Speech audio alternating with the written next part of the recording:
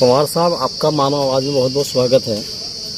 पवार साहब, अभी 2024 के चुनाव संपन्न हुए हैं और एनडीए की सरकार बन गई है, तो ऐसे परिप्रेक्ष्य में आज की राजनीति को किस उसमें देखते हैं आप? जो है देखिए राव साहब, सही बात ये है कि राजनीति क्या, ये एक सामाजिक गतिविधि है और मानव की गतिविधि है। आपके नाम से जैसा आपकी मानव आवाज़ है तो उससे नाम से भी वो संबद्ध है कि मानवता में निरंतरता है, कंटिन्यूटी है, वो होती रहती है।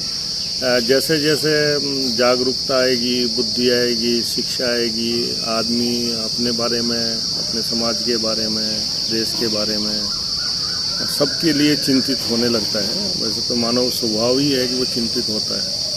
अभी ये जो 2024 में हमने देखा, ये बिल्कुल एक तरह से धार्मिक मुद्दे और ये मतलब बहकाना, उसके बारे में ये कहना कि ये है वो है, लेकिन सब अभी राजनीतिक जो हैं वो अभी सही समाज की पहचान नहीं रहे। पवार साहब, इस बार चुनाव 2024 में क्या धार्मिक मुद्दे हावी रहे? मंदिर मस्जिद कोई मुद्दा इस तरह का हावी देखने को मिला? बिल्कुल हावी नहीं रहे, लेकिन ये बात सही है कि जो मतलब जो मंदिर वाले हैं, कुछ बहुत बड़ा एक भाग है, वो तो इस बात पे था कि साहब वो मंदिर वाला ही काम चले और मंदिर के नाम पे ही सब कुछ हो।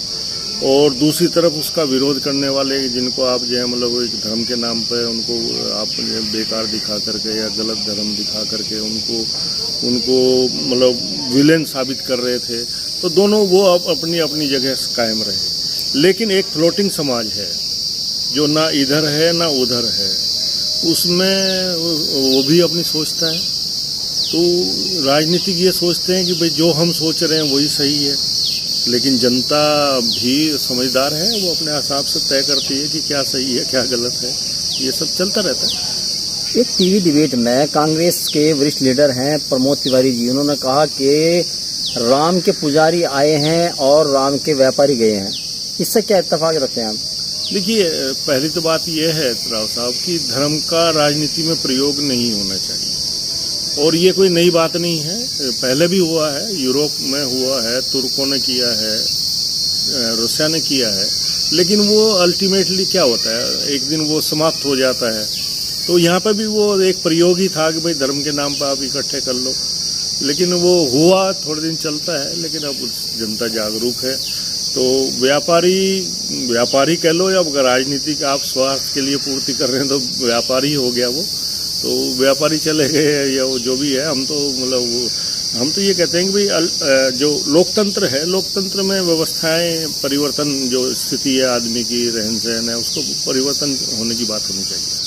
आप बकौल आपके मंदिर मस्जिद, ये हिंदू मुस्लिम ये मुद्दे जो है फिलहाल इस बार चुनाव में जनता ने पूरी तरह नकार दिए।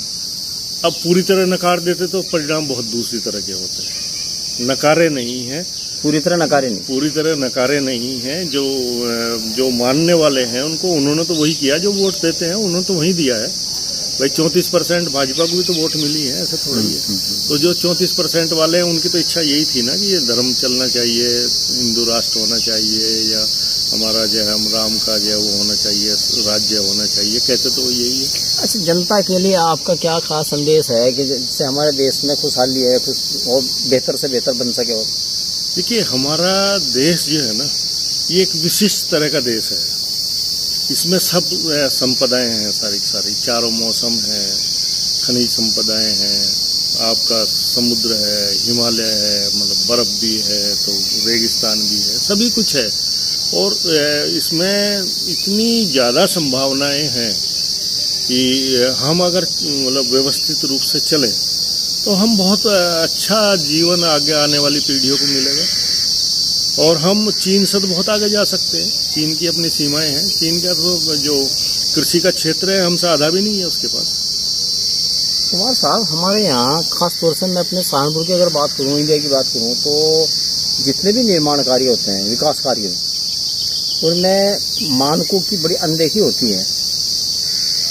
सिविल में ले लीजिए, पुल बनाने में ले लीजिए, जहाँ भी ले लीजिए, मान ले ये हर बार ऐसे होता है कि कंस्ट्रक्शन हुआ और उसके कुछ चंद दिन बाद ही इसमें दिक्कत आना शुरू हो जाए। देखिए राव साहब, मैं स्वीकारता हूँ इस बात को, आप इंजीनियर रहे हैं, पैसे से रिटायर हैं, तो आप इसके बारे में। लेकिन आप देखिए जैसे जैसे जो साइज है परियोजना का, जैसे जैसे वो बड़ा होता चला जाता है, वैसे वैसे उसमें जो क्वालिटी है वो इम्प्रूव होती चली जाती है। आप छोटा स्तर पर ले आएंगे पार्षद का काम कराने का, या फिर उसका विधायक मतलब प्रधान का काम कराने का अलग स्तर होगा। उसके बाद जैसे जैसे वो काम बढ़ता चला जाएगा, उसमें चेक्स मेजर्स, मैं आपको टिहरी बांध की बता सकता हूँ। मान लो सीमेंट बच गया, 2000 बोरी सीमेंट बच गया, तो वो बिकता नहीं है, उसको नदी में फेंक देते हैं, क्योंकि चेक्स एंड मेजर्स इतने हैं कि आप ले जा ही नहीं सकते कहीं। तो अभी योजनाएं बड़े लेवल की होनी चाहिए, काम जरूर होना चाहिए, भाई पार्षद के मोहल्ले में भी काम होना चाहिए, प्रधान के गांव में भी काम होना चाहिए, लेकिन जो उसकी प्रक्रिया है, जो उसकी एजेंसी है, वो बड़े लेवल का होना चाहिए। चेक्स क्या ये कमीशन बाजी जो है ऊपर से लेके नीचे तक के, इस बारे में क्या कहेंगे? आपके किसी भी कोई योजना बनी, मान लिया करोड़ रुपए योजना बनी, पता चला वो काम होते होते वहाँ 40 लाख पहुँच गए, 60 लाख उसमें कमीशन चला गया। यही मैंने कहा आपको, जब अभी से पहले कहा है कि जो बड़ी योजना है उसमें छोटी सी परसेंटेज भी बहुत ज़्यादा हो जाती है, और जो छोटी योजना है उसमें बड़ी परसेंटेज भी बहुत कम होती है। तो अभी ये कहना कि सब के सब एक से ही है, ऐसा नहीं होती है। और सबसे बड़ी दिक्कत ये है कि जो समाज का जो चारित्रिक सोच है, चिंतन है, उसको अगर वो समाज के लिए चिंतित है तो सही होने लगेगा सब कुछ। और आप उसको धर्म की तरफ को मोड़ दो तो उसका दिमाग ज़्यादा धर्म पे ज़्यादा लगता है। मेरे धर्म का अगर कोई गलत भी कर रहा है वो स्वीकार्य है, तो फिर तो धर्म नहीं सही हुआ ना। और अभी पिछले मतलब ये समझिए कि 34 साल से हमारा जो सोच की दिशा है समाज की, वो धर्म की तरफ मोड़ती गई। तो जो सामाजिक मुद्दे थे वो सारे गौण हो गए। अभी वो सब हो गया, बहुत दिन हो गए, 34 साल हो गए। अब चेंज आने लगा, ये दिखाई दे रहा है आपको, जो चेंज दिखाई दे रहा है कि 2019 में था वो 24 में नहीं है। हाँ, बकुल आपके समाज में अब जागरूकता आई है और लोग अपने आप को थोड़ा सा समझने लगे कि हाँ, राजनीति को समझने लगे लोग। इसमें देखिए, जो स्थापित मीडिया था अब तक, अखबार थे या दूरदर्शन वगैरह थे, अखबार वाले अपनी जिम्मेदारी से हटने लगे।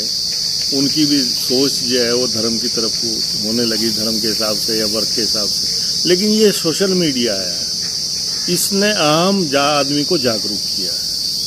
और आम आदमी के पास वो सब होता है जो आप सोच भी नहीं सकते। आप किसी ऑटो ड्राइवर को ऐसा सोचेंगे, यार ये तो ऑटो चला रहा है, बस इतने इसको सवारी लेने से मतलब है, पैसा लेने से मतलब, लेकिन ऐसा नहीं है।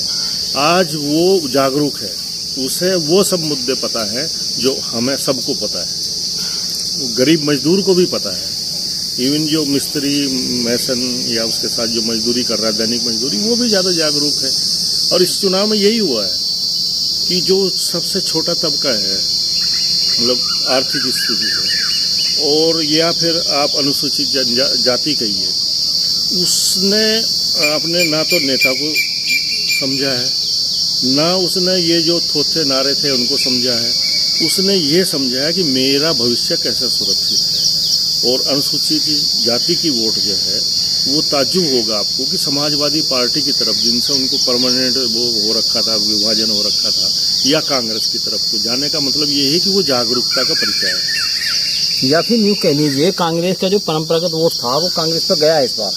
अभी नहीं गया, कुछ तो मिला है। और अगर वो गया क्यों, लेकिन असली बात राव साहब ये है कि वो गया क्यों उधर। अगर राहुल गांधी संविधान की बात करते हैं, जातिगत जनगणना की बात करते हैं, या फिर जो बहुत बड़े बड़े हमारे धनाढ्य जो व्यापार घराने हैं उनकी आलोचना की बात करते हैं, या उनको गलत जो बेनिफिट दिया जा रहा है उसकी बात करते हैं, ये तो आम आदमी को अच्छा लगता है और लगना भी चाहिए, तो उसका तो प्रभाव आएगा। शेषराज पवार साहब, आपने मानव आवाज़ से बात की, इसके लिए बहुत बहुत धन्यवाद। देखते रहिए मानव आवाज़ सहारनपुर न्यूज़ चैनल।